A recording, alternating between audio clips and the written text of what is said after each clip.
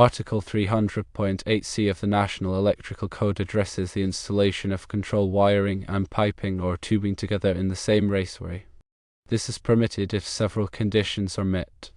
Firstly, the raceway must be a conduit or another type of raceway specifically approved for this purpose. This means the raceway needs to be listed and labeled for use with both electrical conductors and pneumatic tubing. Secondly, the conductors must be insulated for the maximum voltage of the control system. This is a critical safety requirement. The insulation rating must be sufficient to withstand any potential voltage surges or faults within the system, preventing insulation breakdown and potential electrical hazards. Thirdly, the conductors must be adequately protected from physical damage. This protection can be achieved through the use of appropriate conduit fittings, proper support of the raceway, and careful routing to avoid potential impact or abrasion. Fourthly, the piping or tubing must be completely enclosed in a raceway identified as suitable for the purpose. This ensures that any potential leaks or failures in the pneumatic system will be contained within the raceway, preventing contact with electrical components and minimizing the risk of damage or hazards. Now let's consider running control air at 80 psi or lower with control wiring inside control panels without any barriers. This is acceptable under specific conditions. Firstly, the control air tubing must be specifically identified for the purpose. This identification indicates that the tubing is suitable for use with compressed air and meets certain safety standards regarding pressure rating, temperature resistance, and material compatibility. Secondly, the control air pressure must not exceed 80 psi. This pressure limitation is in place to minimize the risk of rupture or failure of the tubing, which could lead to air leaks and potential hazards. Thirdly, the control air tubing must not be exposed to the weather. Exposure to weather can cause the tubing to deteriorate, crack, or become brittle, increasing the risk of failure. Fourthly, the control wiring must not be exposed to the control air. This means that the wiring must be adequately insulated and protected from contact with any potential air leaks. Exposure to compressed air can damage the insulation and lead to electrical faults. To elaborate further on the selection of appropriate raceways, it's crucial to consult the relevant sections of the National Electrical Code, specifically Article 300 and Chapter 3. These sections provide detailed requirements for the types of raceways that are permitted for various applications, including those involving both electrical conductors and pneumatic tubing. Some common types of raceways that may be suitable for this purpose include rigid metal conduit, intermediate metal conduit, electrical metallic tubing, and rigid polyvinyl chloride conduit, provided that they are specifically listed and labeled for such use. When selecting conductors for use in these applications, it's essential to consider not only the voltage rating but also the ampacity of the conductors. The ampacity of a conductor is its current carrying capacity, and it must be sufficient to handle the maximum current that the circuit is expected to carry. The National Electrical Code provides tables and guidelines for determining the appropriate conductor size based on the ampacity requirements, the ambient temperature, and other factors. It's also crucial to ensure that the conductors are properly insulated and that the insulation is suitable for the environment in which they will be installed. The insulation must be resistant to moisture, chemicals, and other potential contaminants that may be present in the raceway. In addition to the requirements for raceways and conductors, the National Electrical Code also addresses the grounding and bonding of electrical systems.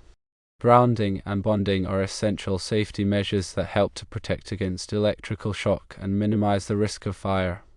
All metal raceways, enclosures, and equipment must be properly grounded and bonded to ensure that they are at the same electrical potential.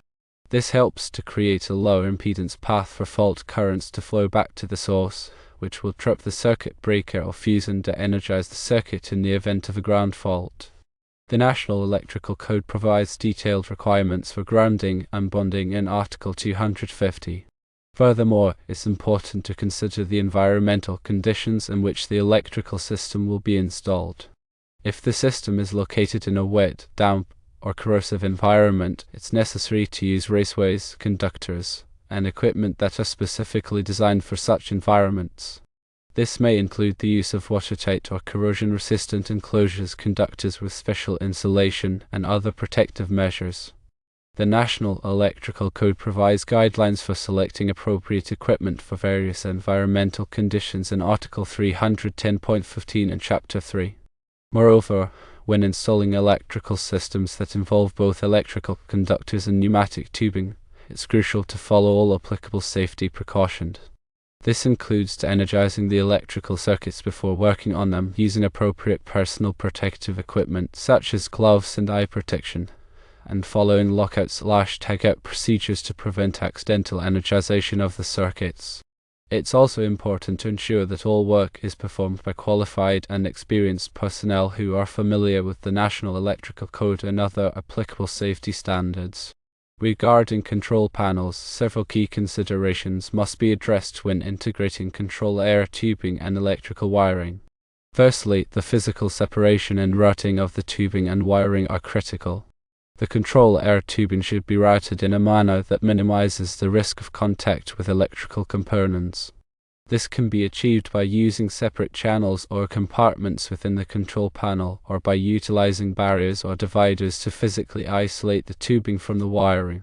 Secondly, the support and securing of the tubing and wiring are essential. The tubing and wiring should be properly supported and secured to prevent them from moving or vibrating, which could lead to damage or wear. This can be accomplished by using cable ties, clamps, or other suitable fasteners that are specifically designed for use in control panels. Thirdly, the labeling and identification of the tubing and wiring are crucial for maintenance and troubleshooting purposes. Tubing and wiring should be clearly labeled with their function and destination, using appropriate tags or markers. This will help to ensure that technicians can easily identify and work on the correct components when performing maintenance or troubleshooting tasks. Fourthly, the grounding and bonding of the control panel are essential for safety. The control panel should be properly grounded and bonded to provide a low impedance path for fault currents to flow back to the source. This will help to protect against electrical shock and minimize the risk of fire in the event of a ground fault. The National Electrical Code provides detailed requirements for grounding and bonding in Article 250. Fifthly, the ventilation and cooling of the control panel are important for preventing overheating of the electrical components. The control panel should be adequately ventilated to allow for the dissipation of heat generated by the components. This can be achieved by using ventilation fans, louvers, or other cooling devices. The National Electrical Code provides guidelines for ventilation and cooling of electrical equipment in Article 310.15.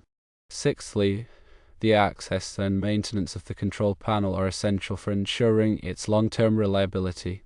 The control panel should be located in an area that is easily accessible for maintenance and troubleshooting purposes.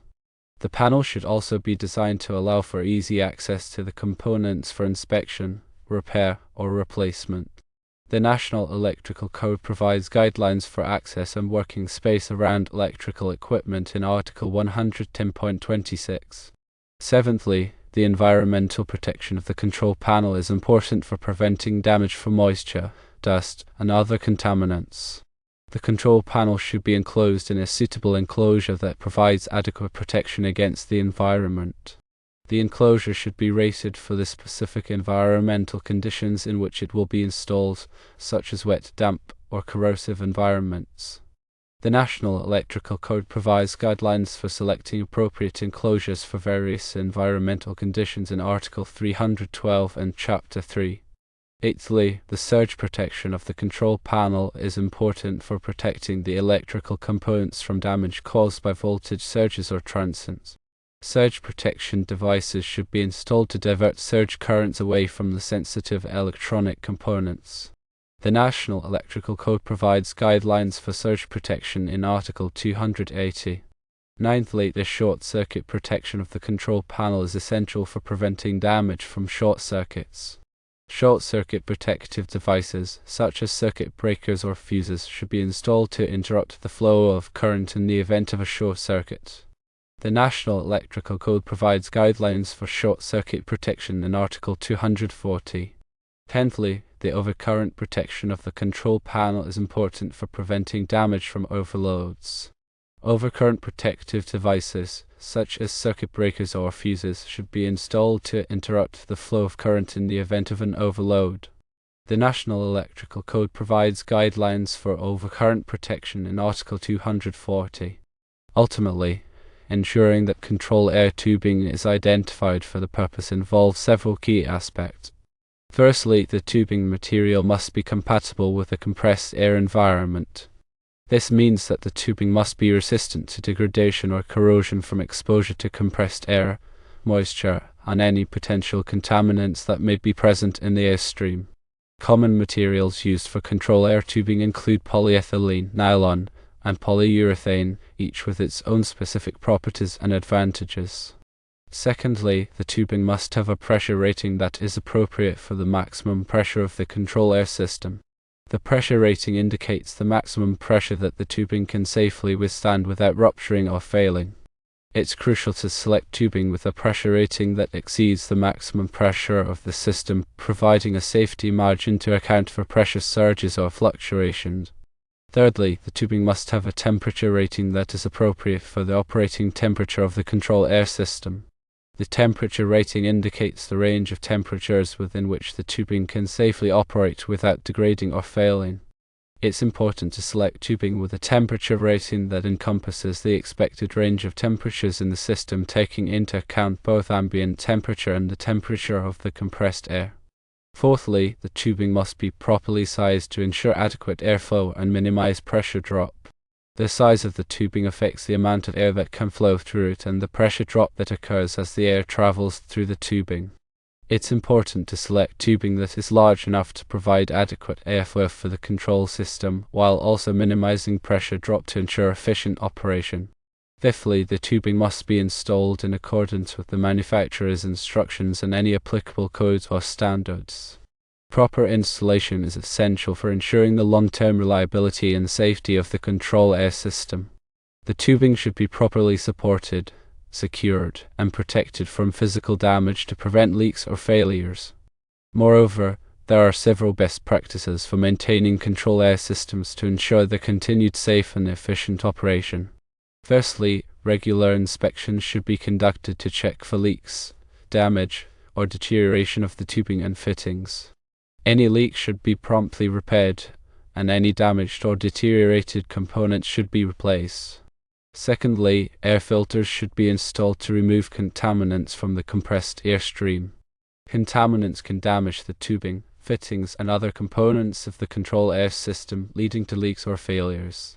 Air filters should be regularly inspected and replaced as needed to ensure that the airstream remains clean and free of contaminants. Thirdly, air dryers should be used to remove moisture from the compressed air stream. Moisture can cause corrosion and other damage to the tubing, fittings, and other components of the control air system. Air dryers should be properly maintained to ensure that the airstream remains dry. Fourthly, pressure regulators should be used to maintain a constant pressure in the control air system. Pressure regulators help to prevent pressure surges or fluctuations that could damage the tubing, fittings, or other components of the system. Pressure regulators should be properly adjusted and maintained to ensure that the pressure remains within the desired range. Fifthly, relief valves should be installed to protect the control air system from overpressure. Relief valves are designed to automatically vent excess pressure from the system in the event of a malfunction or other abnormal condition. Relief valves should be properly sized and maintained to ensure that they can effectively protect the system from overpressure.